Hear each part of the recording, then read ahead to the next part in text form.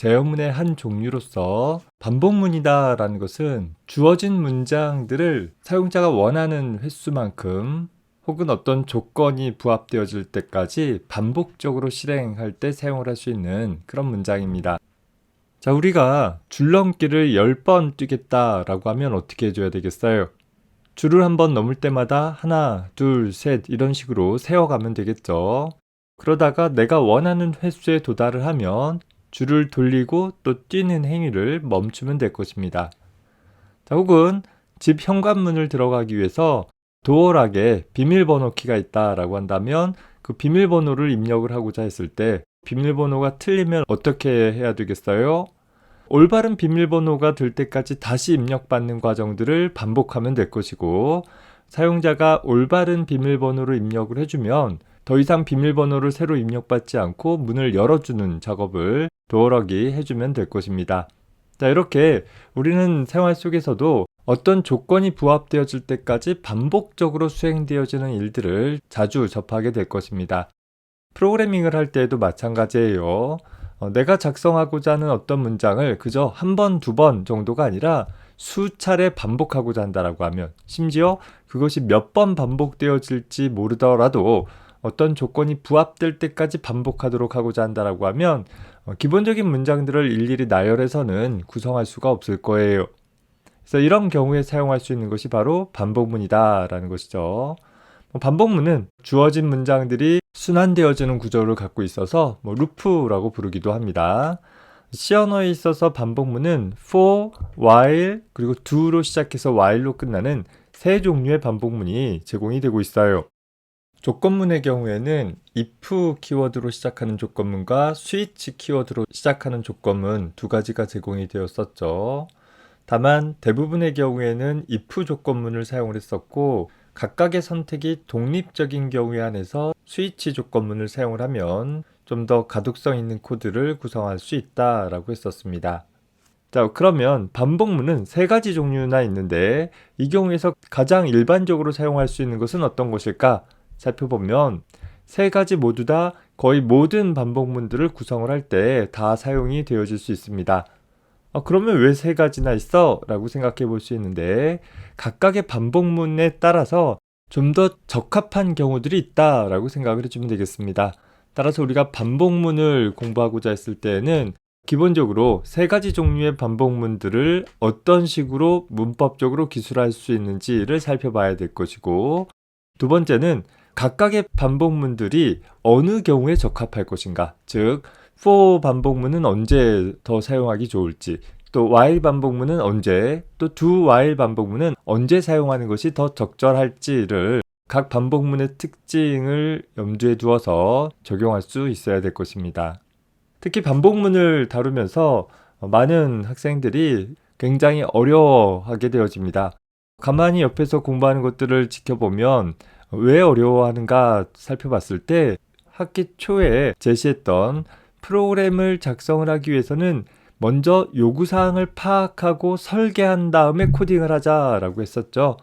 그런데 그 과정들을 충실히 해온 친구들은 반복문을 다루고자 했을 때에도 그렇게 어려움 없이 접할 수 있게 되어지는데, 이제까지 그저 그냥 머릿속에 떠오르는 대로만 코딩을 해왔던 친구들의 경우 이제 반복문을 구성을 하게 되면 이제까지와 다르게 프로그램이 단순히 위에서 아래 방향으로 순차적으로만 진행되어지는 것이 아니다 보니까 굉장히 힘들어하고, 또 머릿속으로만 생각한 것을 실제 구현하게 됐을 때 설사 동작이 된다 하더라도 굉장히 비효율적인 방식으로 구성하게 되어지는, 뭔가 복잡하고 또 처리 단계들을 많이 갖게 되어지는 그런 코드를 작성하게 되어지는 경우들이 많이 있었습니다.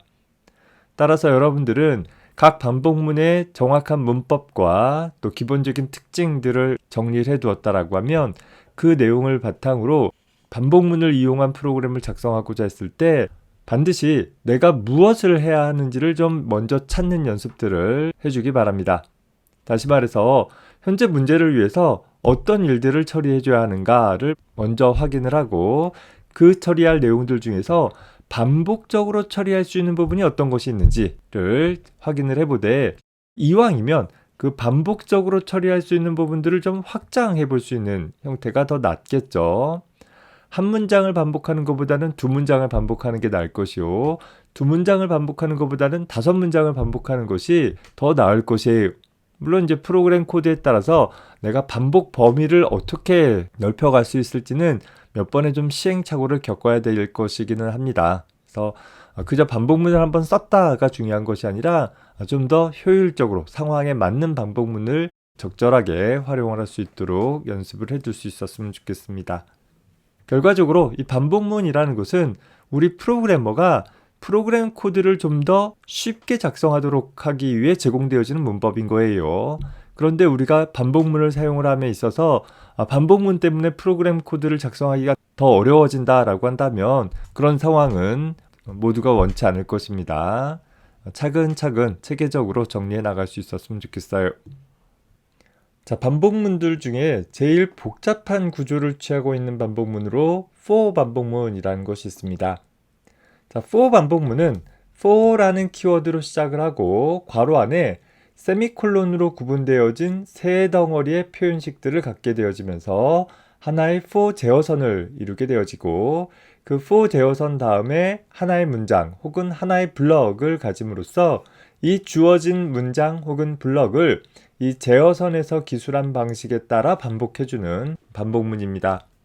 반복문마다 각각의 특징이 있다라고 했었죠. for 반복문이 사용되어지기 좋은 경우는 반복할 횟수가 정해져 있거나 반복할 범위가 정해져 있는 경우에 주로 for 반복문을 사용을 하게 되어집니다. 자, 이런 for 반복문은 수행되어지는 실행 순서를 좀 유의해서 살펴봐줘야 되는데 기본적으로 세미콜론으로 구분되어진 세 덩어리의 표현식이 있는데 이 세 덩어리의 표현식은 일부 생략되어질 수도 있기는 합니다.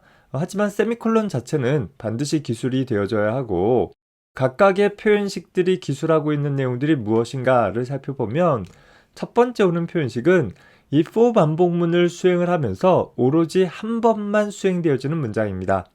예를 들어서 플로우 차트를 통해서 표현을 해주면 for 반복문의 시작이 여기서부터 여기까지다 라고 했을 때 다른 부분들은 반복적으로 수행되어지는 데 반해서 이 첫 번째 표현식은 for 반복문이 시작되어질 때 단 한 번만 수행되어지는 문장이다 라는 거죠. 자, 그래서 보통 이 첫 번째 표현식에다가는 반복문이 반복되어지면서 카운트하고자 할 인덱스 변수를 초기화하는 구분을 갖도록 하고 있습니다. 자, 따라서 현재 내가 10번 반복한다 라고 하면 우리가 10번까지 세 주어야 되잖아요.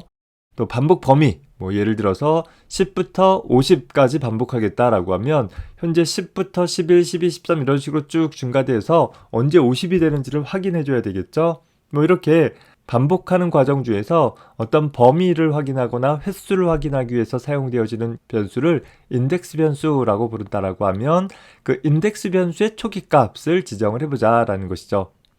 예를 들어서 내가 10까지를 센다라고 하면 1부터 10까지 셀 수도 있지만 0부터 9까지 셀 수도 있고 또 10부터 1까지 셀 수도 있다라는 것이에요.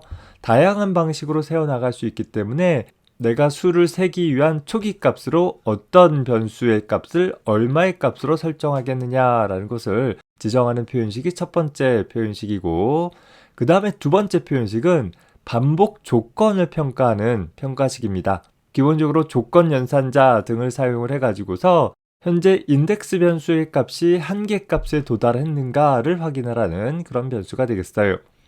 예를 들어서 내가 줄넘기를 10번 뛰겠다라고 하면 자 1부터 세야지 라고 했을 때 처음에 한 바퀴 딱 돌면서 1이라고 외치고 나서 더 돌지 말지를 확인을 해줘야 되는 거잖아요. 그렇게 매 반복 루프마다 내가 더 반복해야 할지 말지를 결정할 때 사용할 수 있는 평가식이 이 가운데 있는 두 번째 평가식이 되어집니다. 다시 말해서 이 두 번째 평가식을 평가한 결과가 참일 때 한해서 반복되어지는 것이고 거짓이다 라고 하면 반복문 자체를 빠져나가게 되는, 끝나게 되는 그런 동작을 하게 되어질 것입니다. 자, 여기서 하나 주의할 것은 두 번째 표현식을 평가하고 나서 그 조건이 참이면 세 번째 표현식을 평가하는 것이 아니라 현재 제어선 다음에 나오는 하나의 문장 혹은 하나의 블럭을 수행하는 일을 먼저 처리하게 되어진다라는 것을 좀 눈여겨봐두기 바랍니다. 즉 실행 순서를 보면 얘가 먼저 수행되어지고 그 다음 두 번째 얘가 수행되어진 다음에 세 번째로 얘가 아니라 얘가 먼저 처리가 되어진다라는 거죠. 자, 이 문장은 실제로 내가 매 주기마다 반복적으로 수행할 문장 혹은 문장들을 가리킬 것이고 여기에 기술된 하나의 문장 혹은 여러 문장들의 마지막까지 다 수행을 끝마치고 나면 그제서야 재어서 내오는 세 번째 표현식이 평가가 되어지게 되어집니다. 따라서 이 세 번째 평가식에서는 어떤 일을 해주게 되냐면 현재 매 반복 주기마다 카운트할 그 인덱스 변수의 값을 증가 혹은 감소시켜주는 처리를 수행을 해주게 되는 것이죠. 줄넘기를 뛰는 것에 비유를 들어봤었는데 1부터 10까지 센다라고 한다면 처음에 초기 변수의 값을 1로 두고 10보다 작은지 확인을 해서 10보다 작으면 줄을 한 바퀴 돌리고 펄짝 뛰는 거죠. 자, 뛰고 나서 그 다음에 해줘야 될 것은 인덱스 변수의 값을 증가시키는 하나라고 외치는 것이에요. 자, 그 증가되어진 값이 역시 10보다 작은지를 봐서 작다면 다시 줄을 돌리고 뛰고 그 다음에 둘이라고 외치고 이 과정들을 쭉 반복하기를 내가 원하는 횟수에 도달할 때까지 반복하도록 수행을 하게 될 것입니다. 처리 순서가 이 세 번째 표현식이 매 반복 주기에 제일 마지막에 수행되어지는 것이고 더불어서 이 표현식으로 인해서 인덱스 변수의 값이 변경되었을 때 그 변경된 인덱스 변수를 가지고서 다시 조건을 평가해 조건 평가식의 표현식의 결과값이 참일 때 한해서 다시 문장을 수행을 하는 일이 반복되어진다라는 것입니다. 구조가 조금 복잡하기는 하는데 눈여겨봐두고 각 부분의 표현식이 하고자 하는 의미가 무엇인지를 잘 확인을 해주기 바랍니다.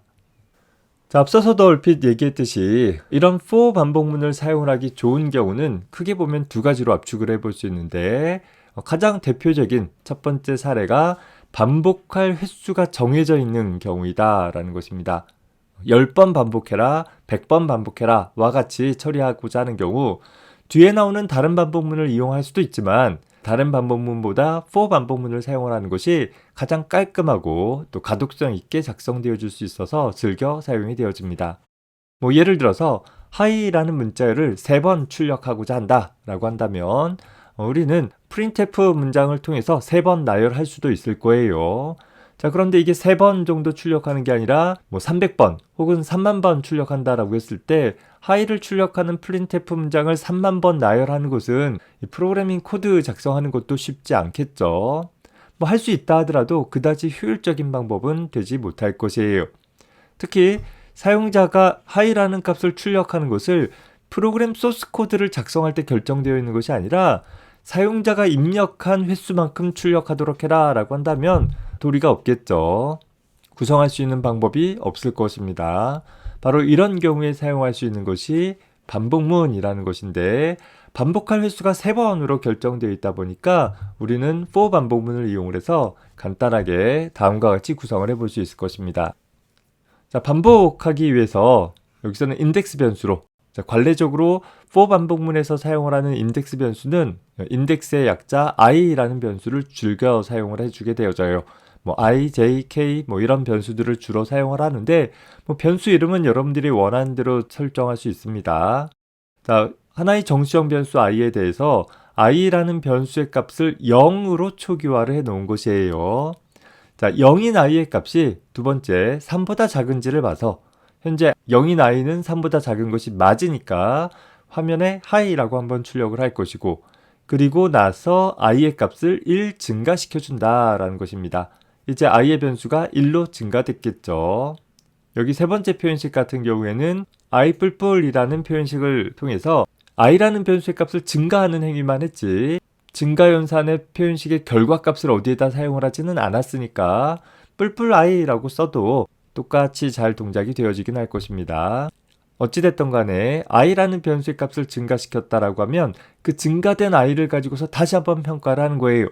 현재 1인 i 값이 3보다 작은가 봐서 여전히 작으니까 다시 hi라고 출력하고 다시 i라는 변수를 2로 증가시키고 증가된 i 값이 3보다 작은가 봐서 여전히 작으니까 또 hi라고 출력하고 3번 출력했죠.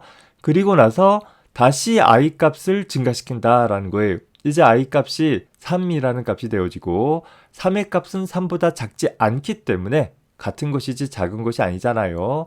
이 조건이 거짓이 되어져서 이제 더 이상 문장을 수행을 하지 않고 빠져나올 수 있게 되어진다라는 것입니다. 물론 인덱스 변수를 어떻게 초기화하느냐에 따라서 다음과 같이 작성을 해볼 수도 있어요. 이 첫 번째 코드는 i라는 변수의 값이 0일 때, 1일 때, 2일 때까지 3번 반복해가면서 하이를 출력했다라고 하면 이 가운데 있는 코드는 현재 i라는 변수의 값을 1일 때부터 3일 때까지 3과 같다라는 등호를 포함하고 있으니까 3인 경우까지 3번 출력할 것이고 i 값이 증가돼서 4인 경우에 루프를 빠져나오게 될 것이에요.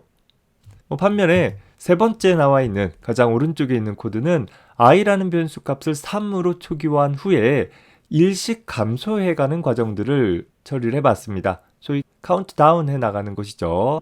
i라는 변수가 3일 때, 2일 때, 1일 때까지 출력이 되어지고 0인 경우는 0은 0보다 크지 않기 때문에 조건을 위배해서 루프를 끝내주게 되어진다라는 것이죠. 이 밖에도 3번을 반복시키기 위한 무수한 많은 방법들이 있을 것이에요. 그 방법 중에서 각 상황에 적합한 방법들을 사용을 해주되 일반적으로 우리가 n번 반복한다 라는 반복문을 만들 때에는 이 3가지 표현 중에서 가장 왼쪽에 있는 이 표현 방법들을, 즉 인덱스 변수를 0부터 반복시켜주는 표현들을 즐겨 사용을 하게 되어집니다. 그래서 소위 n번 반복하는 반복문의 관용적인 표현, 암묵적으로 즐겨 사용하는 표현들 보면 이런 식으로 인덱스 변수의 값을 0부터 n보다 작을 때까지 일씩 증가해 나가면서 주어진 문장들을 반복해 나가는 그런 형태로 많이 사용되어진다는 것 눈여겨봐두기 바랍니다. 물론 다른 표현 방법들을 써서 안 된다라는 건 아니에요. 하지만 우리가 관용적인 표현들을 좀 눈여겨보면 다른 프로그래머들도 많이 사용을 하다 보니까 좀 더 가독성 있게 프로그램을 작성을 할 수 있고 매번 어떤 일을 하고자 했을 때 얘가 정확히 내가 원하는 n번 반복하는 것인지 혹은 n 플러스 1번 반복하는 것인지 이런 것들을 좀 따져보는 번거로움을 줄여볼 수도 있을 것입니다. 자, for 반복문을 사용을 하기 좋은 두 번째 사례는 반복할 횟수를 알고 있지는 못하다 하더라도 반복할 범위와 그 범위 사이에서 일정한 변화치를 가지고서 증가 혹은 감소하는 경우가 있다라고 한다면 그 경우에 역시 for 반복문을 사용하기 좋다라는 것이에요. 예를 들어서 앞에 나와 있는 예제처럼 10부터 20까지의 정수들 사이에 2씩 증가해 가면서 그 값들을 출력하고자 한다라고 하면 10부터 20 사이에 2씩 증가하면 몇 개의 정수를 출력해야 할지를 일일이 세고 확인한 후에 적용해 볼 수도 있지만 굳이 그렇지 않더라도 범위를 알고 증가 패턴을 알고 있다라고 하면 그 자체를 바로 반복문에 적용해 볼 수 있다라는 것이에요. 왜? for 반복문의 제어선이 어디서부터 언제까지 어떻게 증가한다라는 식으로 기술이 되어지잖아요. 자, 그래서 이 제어선의 시작값과 끝값 20까지 해서 20을 포함하면 이퀄 연산자를 기술해 줘야 될 것이고 20을 포함하고 싶지 않다라고 하면 빼버리면 되겠죠. 물론 10부터 20까지라는 것은 범위가 간단하기 때문에 몇 번 반복하는지 횟수를 통해서 처리해 볼 수도 있기는 해요. 하지만 내가 어떤 이무의 수부터 이무의 수까지라고 한다면 예를 들어서 123부터 567 사이에 3씩 증가해 가면서 출력을 한다라든가 이런 형태로 구성하고자 하면 개수를 셈하는 자체가 복잡도를 유발시킬 수 있겠죠. 그런 경우 그냥 자연스럽게 for 반복문의 제어선에다가 기술을 해주면 된다라는 거예요. 자, 이때 여기서 하나 유의해줘야 될 것이 증가치가 2씩 증가한다라고 한다면 여기 보면 i 플러스는 2라는 축약대입 연산을 사용을 했죠. 만약에 여기에다가 i 더하기 2라고 표현식을 쓰면 어떻게 될까요? 제대로 될까요? 안 될까요? i 플러스는 2도 i의 변수의 값을 2로 증가시키는 것이고 i 플러스 2도 i에다가 2를 더하는 연산을 수행을 하기는 하는데 두 연산에 있어서 차이점은 i 플러스는 2라는 축약대입 연산자는 i라는 변수의 값이 바뀌게 되겠죠. 그리고 그 바뀐 내용을 가지고서 이 표현식을 통해서 검사해 주게 된다라는 거예요. 즉 i라는 변수를 변경하는 순간과 변경되어진 i 변수의 값을 비교 연산하는 순간이 별도로 떨어져 있기 때문에 반드시 변수의 값이 바뀌어야지만 이 반복문은 제대로 수행이 될 것입니다. 그런데 이 부분에다가 그저 i 플러스 2라고만 썼다라고 하면 i라는 변수에다 2를 더한 연산은 수행을 했지만 그 연산의 결과로 i라는 변수가 바뀌지 않잖아요. 그러면 이 비교 연산을 할 때에는 맨날 똑같은 초기값 10을 가지고서 무한히 비교해 나가는 그런 작업들이 수행이 되어질 것입니다. 그래서 여러분들이 주의해 줘야 될 것은 for 반복문의 마지막 증감 처리를 수행을 할 때에는 반드시 해당하는 인덱스 변수의 값을 수정해주는 연산을 가져야 한다라는 점 기억을 해두기 바랍니다. 예를 들어서 i는 i 플러스 2라는 표현식을 쓰는 것은 가능해요. 하지만 단순한 덧셈 연산만 해서는 안 된다라는 것 주의하기 바랍니다. 그래서 이런 for 반복문을 이용을 해가지고서 우리는 반복적인 연산들을 좀 더 단순하게 기술을 해나갈 수 있을 것입니다. 다만 우리가 for 반복문이 익숙해지기 전까지는 프로그램을 수행을 해보고 나서 결과를 확인해 보는 것이 아니라 내가 작성한 혹은 내가 살펴보고 있는 코드가 정확히 몇 번 어떻게 반복하는지를 추적할 수 있는 능력을 키워둘 필요가 있을 것이에요. 그래서 소위 핸드 시뮬레이션이라고 해서 주어진 코드가 있다라고 했을 때 그 주어진 코드의 매 반복 주기마다 각 변수의 값들이 어떻게 변화해 가는지를 쭉 이렇게 하나의 테이블로 추적을 해나가면서 기술을 해보는 연습을 몇 번 해둘 수 있었으면 좋겠어요. 자, 보면 현재 i라는 변수의 값이 1의 초기 값을 갖고 있을 때 현재 i라는 1이라는 변수의 값이 5보다 작거나 같은 것이 맞으니까 현재 수행하기를 sum이라는 처음에 0으로 초기화되어진 sum이라는 변수에다가 현재 i 값을 더해 주어라 라는 연산을 수행을 해준 것이에요. 그리고 나서 i++라는 연산을 통해서 i라는 변수의 값이 2로 증가되어진 것이죠. 그리고 그 2인 값이 다시 5보다 작거나 같은지 봐서 여전히 작거나 같은 것이 맞으니까 기존의 sum 값, 1의 sum 값에다가 현재 i 값 2를 더해주게 되고 그리고 나서 현재 2인 i 값에다 다시 1을 더해줌으로써 i의 값이 3으로 증가하게 될 것이에요. 자, 역시 3인 i는 5보다 작거나 같기 때문에 현재 3인 sum 값에다가 i 변수 3을 더해서 sum 값은 6이 되어질 것이고 다시 i 변수 값은 1 증가되어져서 4의 값이 되어지겠죠. 자, i 값이 4인 경우에 역시 5보다 작거나 같기 때문에 기존의 sum 값 6의 값에다가 현재 i 값 4를 더해주고 다시 i라는 변수의 값을 1 증가시킨 이후에 다시 검사하기를 i라는 변수의 값이 5라는 변수의 값이 5보다 작거나 같은지를 검사해 본 거예요. 자, 5는 5보다 작지는 않지만 같기 때문에 여전히 참의 결과를 얻게 되어질 것이고 다시 현재까지 더한 10이라는 sum 변수의 값에다가 현재 i 변수 값 5를 더해주게 되어지고 그리고 i라는 변수의 값을 1 증가시켜주게 될 것이에요.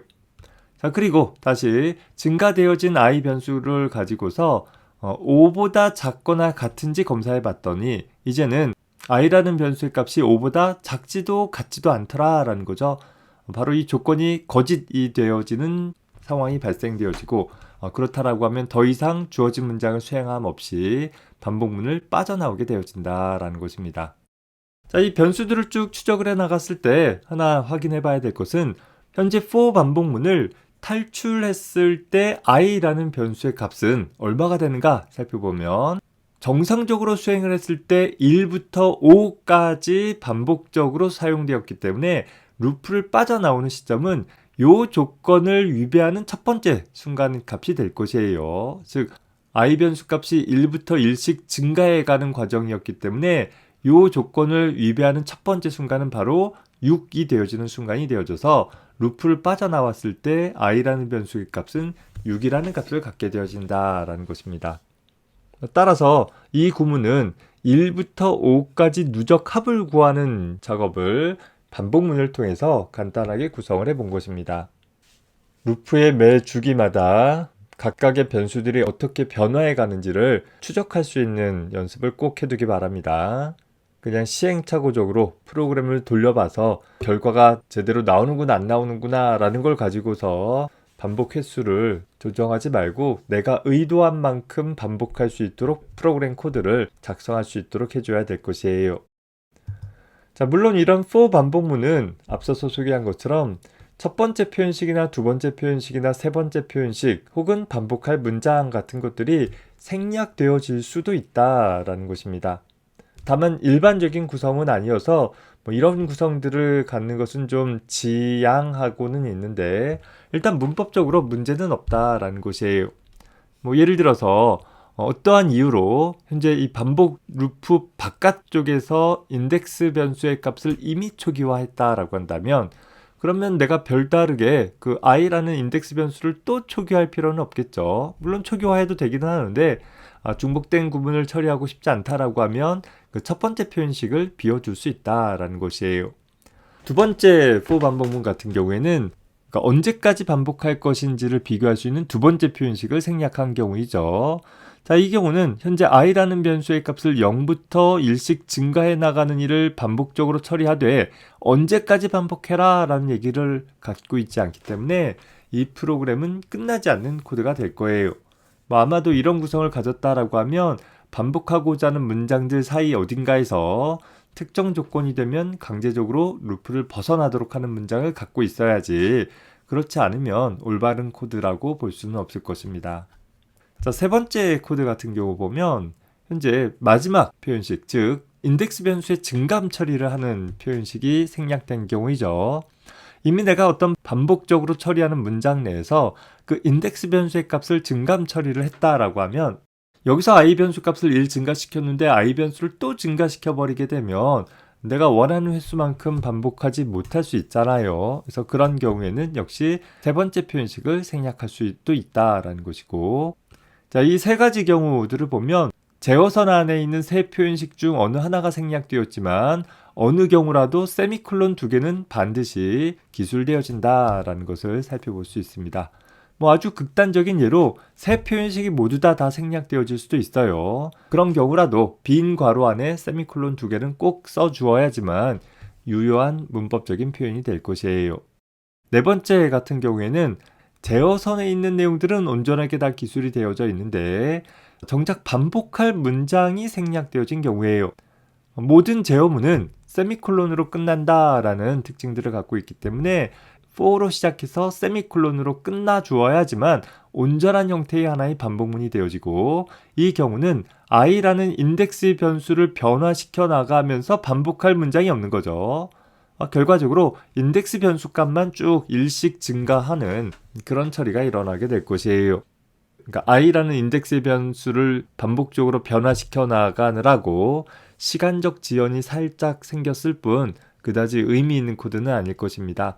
다만 이제 여러분들이 주의할 것은 for 반복문을 작성을 하면서 이 뒤에다가 세미콜론을 무의식적으로 찍어버리는 경우들이 있어요.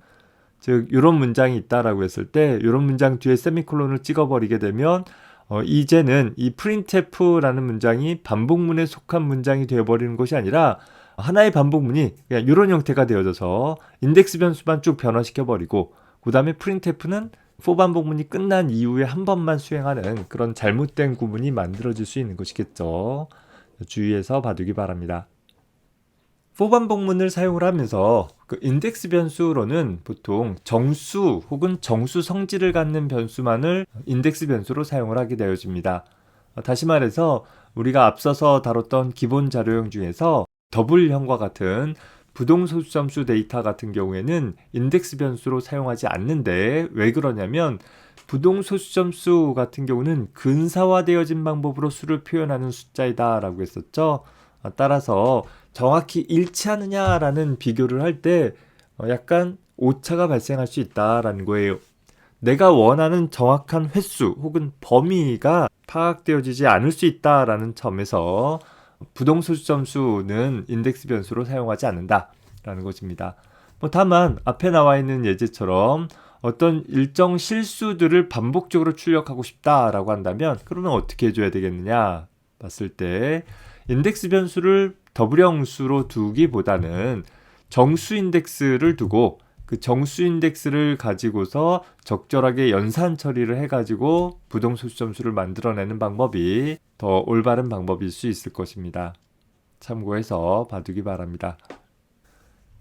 하나의 제어문 안에 또 다른 제어문을 포함하고 있는 것을 우리 중첩된 제어문이라고 부르죠.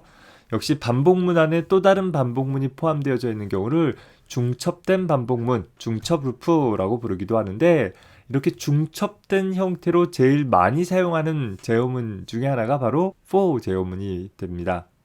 다른 제어문들은 보통 중첩해서 사용하는 일들이 별로 없어요. 그런데 for 제어문 안에는 또 다른 for 제어문들이 올 수 있고, 그 경우에 어떤 순서상 형태로 두 가지 정보들을 교차해서 변화시켜 나가는 패턴들을 만들 때 즐겨 사용이 되어집니다.